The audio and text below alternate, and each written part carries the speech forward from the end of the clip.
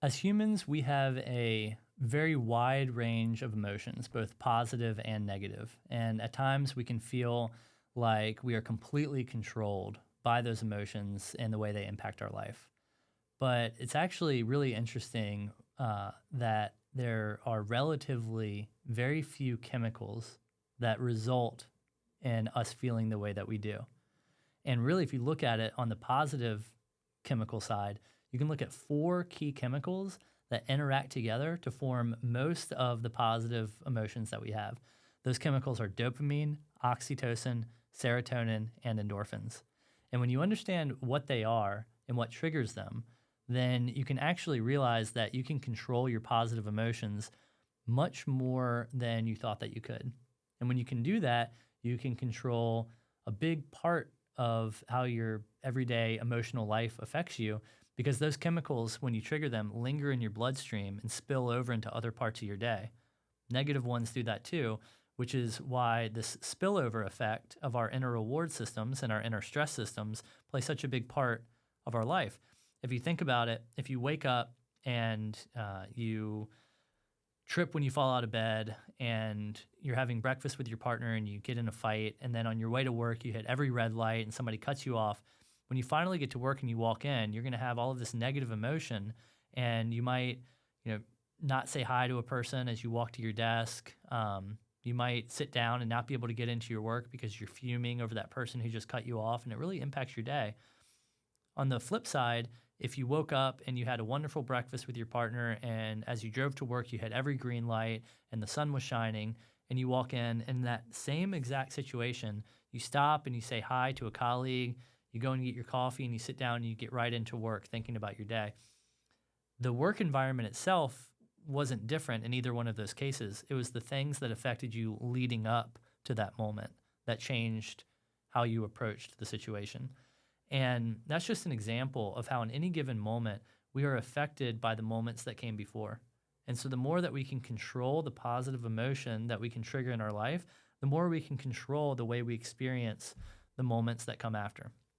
And so, in the I Got This framework, the 7 steps of working through that are set up in a way that maximize the release of those chemicals in our life in a way that is sustainable and repeatable, in a way that maximizes the spillover effect into the other things that we're doing. So the 4 main chemicals related to our happiness are dopamine, oxytocin, serotonin, and endorphins. You can think about these as the dose chemicals and that you want to get the right dose of them in your life through the intentional practice of your ideal. Dopamine is the one that motivates us for pursuing and achieving our goals. When we think about wanting to get food, for example, that's a goal. We are motivated to get off the couch and go to the refrigerator because of dopamine. As we chew and swallow that food, we get the pleasure from dopamine as we realize that we are achieving our goal of getting food.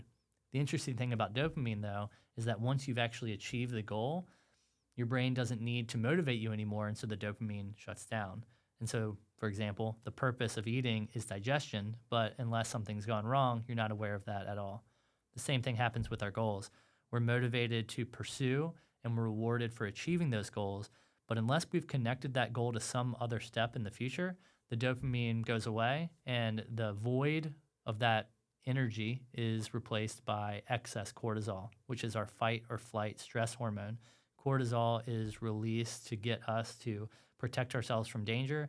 It's really effective at giving us a lot of energy in a short amount of time, but it's not designed as a long-term sustainable energy source. We need dopamine for that.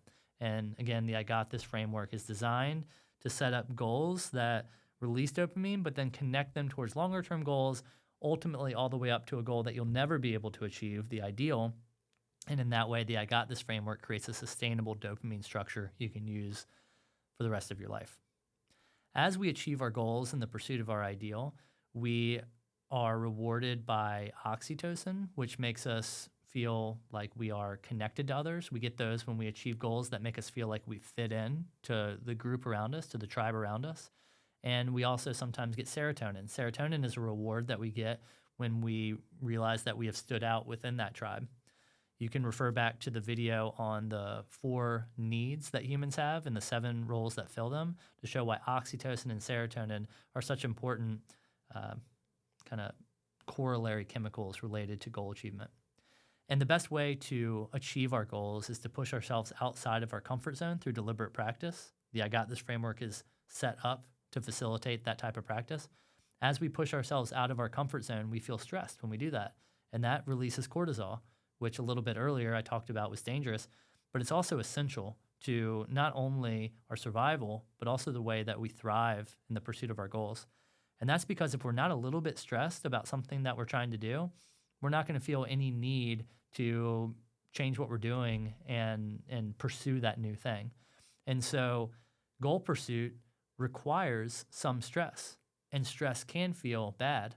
But the beautiful thing about a reward system is that we have these chemicals called endorphins that are released whenever cortisol is released. That's because endorphins are painkillers, and cortisol lets the body know that, hey, we might be about to be in a threatening situation, a threat to our survival maybe. We may need to be running away from a predator or something like that. And so it proactively gives us these endogenous morphines, these endorphins that are designed to mask that pain.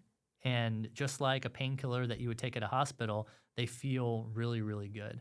And so when we push ourselves outside of our comfort zone and harness just the right amount of stress to do that, it doesn't feel bad. It actually feels really good. This is like the runner's high that you hear runners talking about, but it also applies to mental stress, like working on a work project or focusing on a school assignment or something like that. And so when we can inject just the right amount of stress into our goal pursuit, we get the dopamine from knowing that we're pursuing our goals. We get the endorphins that comes along with getting ourselves out of our comfort zone. Those chemicals are going to motivate us to continue towards those goals. As we achieve them, we get the oxytocin and the serotonin that results. And if we have a dopamine reward structure that's set up for the long term, which happens when you do that under the structure of an ideal, you can repeat that over and over and over again. So when we talk about having a joyful life, it's not just about being happy, because stress is a critical component of that. It's understanding how to balance the two, how to get the right dose of our happy hormones through the harnessing of our cortisol that stresses us towards the pursuit of our ideal.